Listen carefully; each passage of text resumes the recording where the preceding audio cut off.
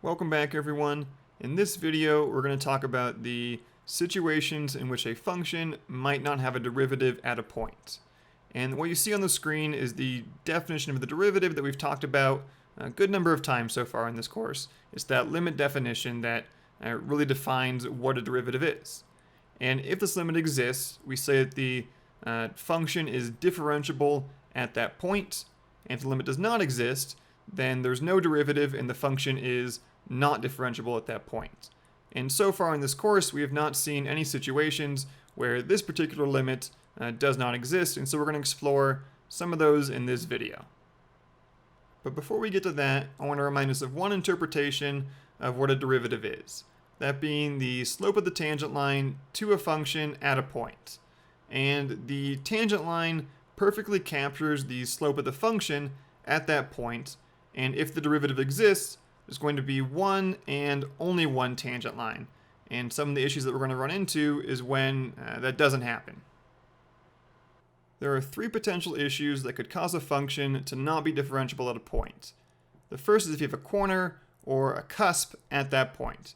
And that's where you have a sharp, jagged edge where the function abruptly changes direction. And like this picture here, we see that at the point when x is equal to a, we have a cusp there. And if you were to try and draw a tangent line at that point, you wouldn't be able to draw a tangent line that really made any sense, that really captured the slope of the function at that point, because it doesn't really have a well-defined slope at that point. And since there's not a well-defined tangent line, we would say the function is not differentiable at that point. But do notice that the function is still continuous there, and so it's perfectly possible for a function to be continuous without being differentiable.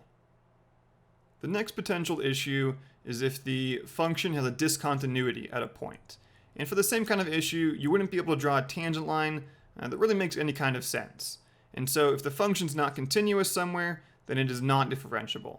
And a consequence of this is that it's not possible to be differentiable without being continuous, which sounds similar to the last slide, but a little bit different in that you can be continuous without being differentiable, but if you're differentiable, you must be continuous.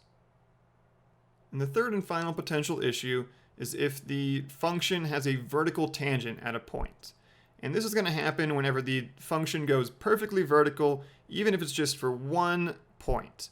And this one's different from the last two because the tangent line does exist, just the issue is that it's vertical and the slope of a vertical line is undefined. The rise of a run would be 1 over 0, and that's an undefined slope.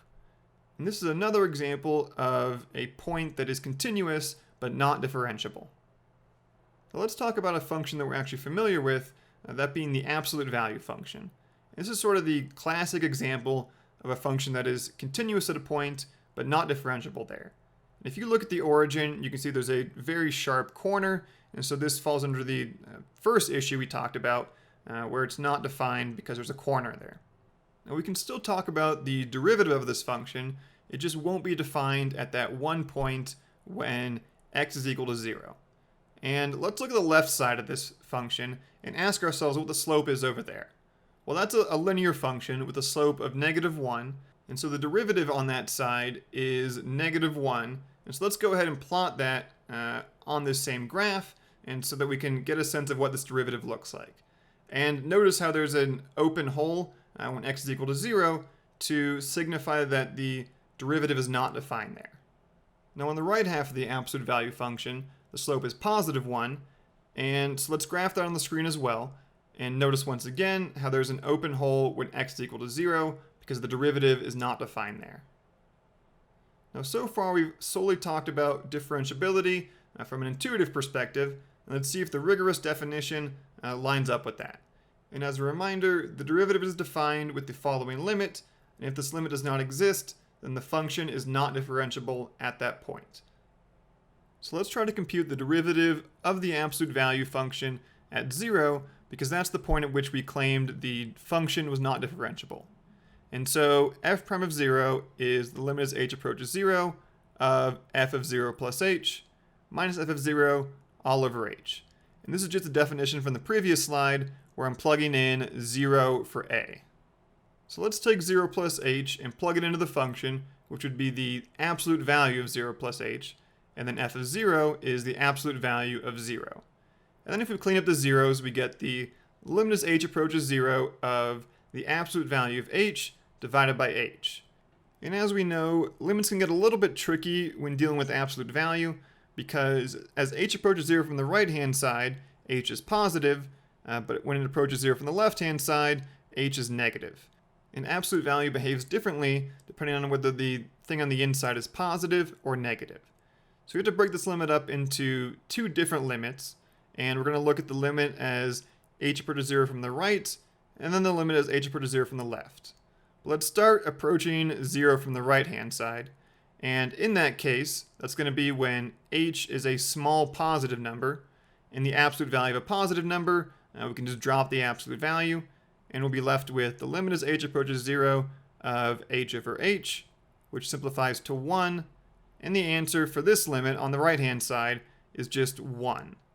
And now we got to check from the left-hand side, and if we get the same answer, then the limit exists, and if we get the different answer, then the limit does not exist, because these right and left-hand limits would not be equal. And when we're approaching from the left-hand side, h is a very small negative number, and so the absolute value of h becomes negative h. And so then I have negative h over h, which simplifies to negative 1. And so from the left-hand side, I get negative 1, and from the right-hand side, I got positive 1. And since these limits are not equal, then the above limit, the derivative, does not exist. And so absolute value is not differentiable at 0, which we kind of already knew, but this just verifies that the definition lines up with the intuition.